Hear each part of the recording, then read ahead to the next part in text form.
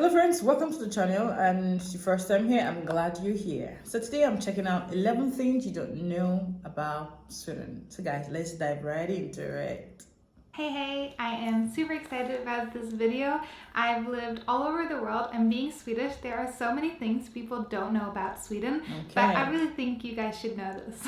I always find it so funny when in American movies they mention Sweden every time they need to reference something that no one will look up. Because the truth is that Sweden wasn't really covered in media up until the last few years, and some of these things I'll share today I've just realized from living in other countries and working with Americans and people from all over the world. So from Thor and his hammer to allemansrätten to how to eat cinnamon rolls, I'll share some things with you that I bet you didn't know about Sweden before. I'm glad. Number one is that we actually learn about Thor and his hammer in school. The Vikings and the people of Scandinavia used to believe in what was called the Ace of Gods. So that is the gods like Odin and Thor. So this is actually part of millions of people's history and heritage. So it's crazy to me that some Disney movie is just making this into a sci-fi thing that is not even loosely based on the reality. So when I was in middle school, we were taught about Midgård, where the Ace of Gods live, and we were taught about the different gods. Even my own name Saga comes from this Nordic belief in the Ace of Gods, and Saga was one of the goddesses that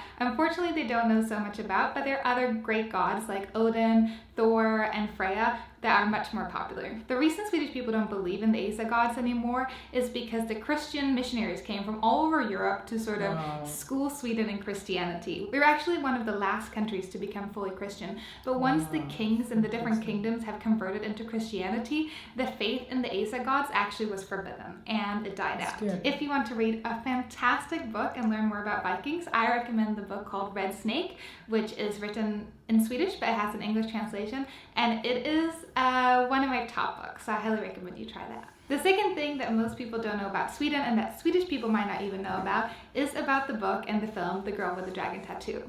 This movie is based on a Swedish book, but it's actually not called The Girl with the Dragon Tattoo. It's called something much more controversial, and it's called Men That Hate Women. For many obvious reasons, one could assume that this title might not be a hit in Hollywood or even America. You can tell a lot about the difference in our cultures, even how they translated it. The word girl instead of woman and dragon tattoo to make this a story about a girl with a dragon tattoo instead of men who hate women is just a very interesting perspective and a very interesting and fun fact, I think, about the differences in our cultures. Number three that I don't think many people know about Sweden, especially not here in New Zealand where I live, is that we also have indigenous people.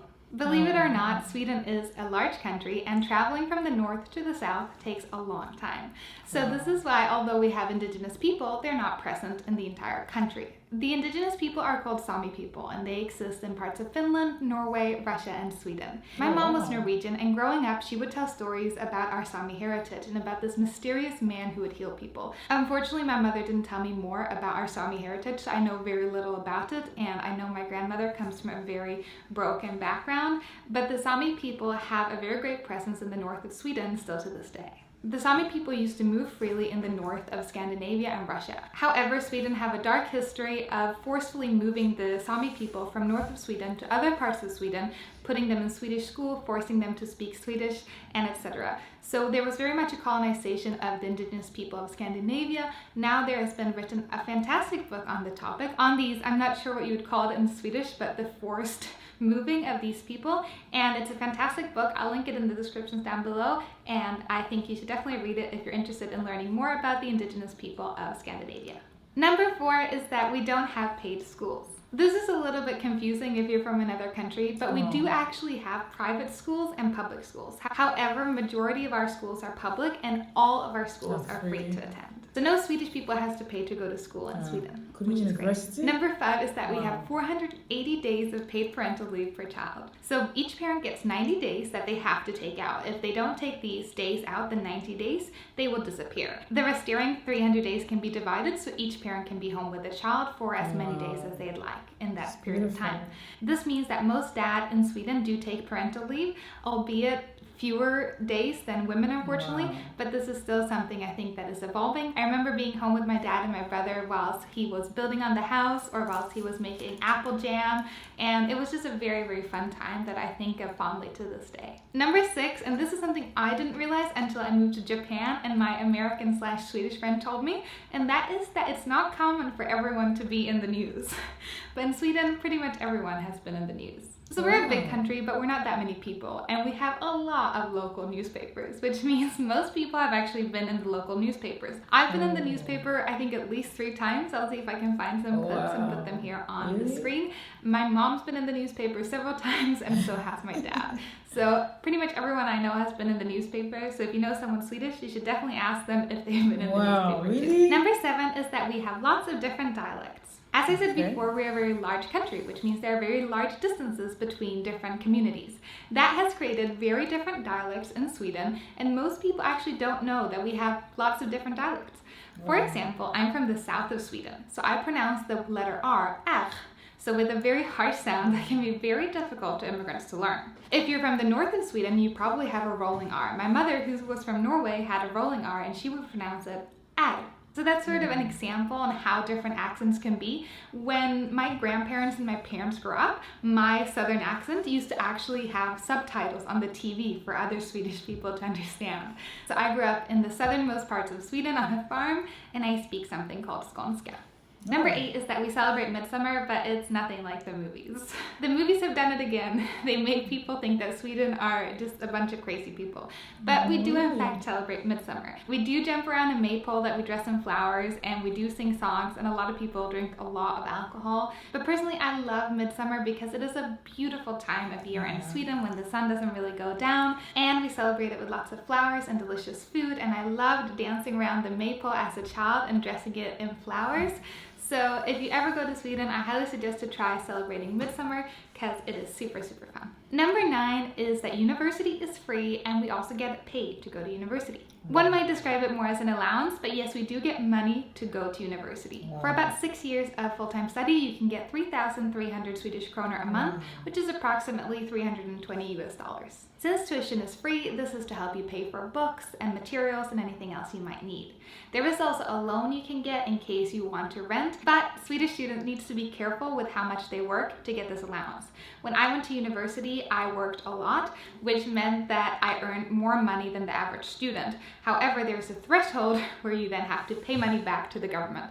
So make sure you don't work too much to get your full allowance. Number 10, this is something I didn't realize that was weird about my upbringing until last year, and that was that I slept outside my entire childhood. I honestly had no idea that not everyone did this. I mean, I did grow up on a farm, but people also do it in the cities, especially if you're at a cafe or something. You put your baby in the stroller and they will sleep outside. Wow. I slept outside, my brother slept outside, my sister slept outside for a daytime naps all throughout the year, winter and summer. It's quite convenient because the baby doesn't get woken up, but one also has to remember that in Sweden we don't have any predators. So I grew up on a farm in the middle of nowhere, but there were no animals or predators that could get to me, so I was very safe. Maybe a little bit cold, but I was very safe and healthy. Number 11 is allemansrätten.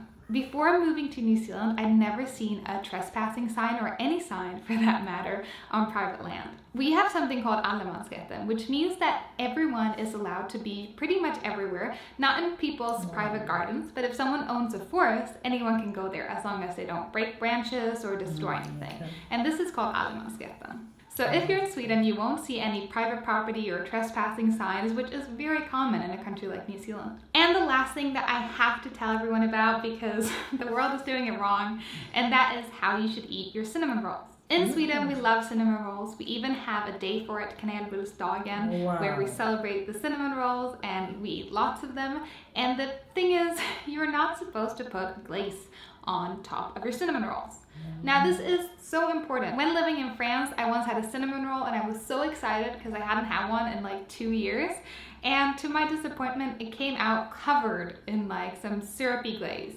In Sweden, we do not put any glaze on our cinnamon rolls. Instead, we put something called pearl sugar on it. Pearl sugar is exactly what it sounds like. It's little pieces of sugar and they go on top of the cinnamon roll and it makes it a little bit crunchy and a little extra sweet.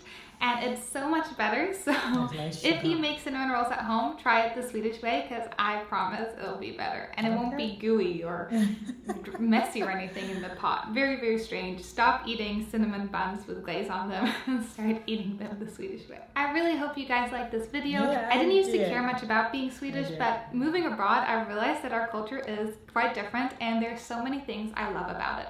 So I really wanted to share that with you. I hope you liked this video. Let me know if you have any questions or comments, and I'll make sure to reply to them in Swedish or in English, whichever you prefer. And I'll see you next week with a new video. Bye. Bye. This was very beautiful. I love her expression. I love her joy, her smiles, and all that she enjoyed living in Sweden. What actually got me amazed is when she said, as a child, you're allowed to sleep outside in the cot. And I was like, okay, won't animal come and get the child? And she said there are no predators. I said, okay, that's good, it's safe. You know, there's so many things about us Sweden.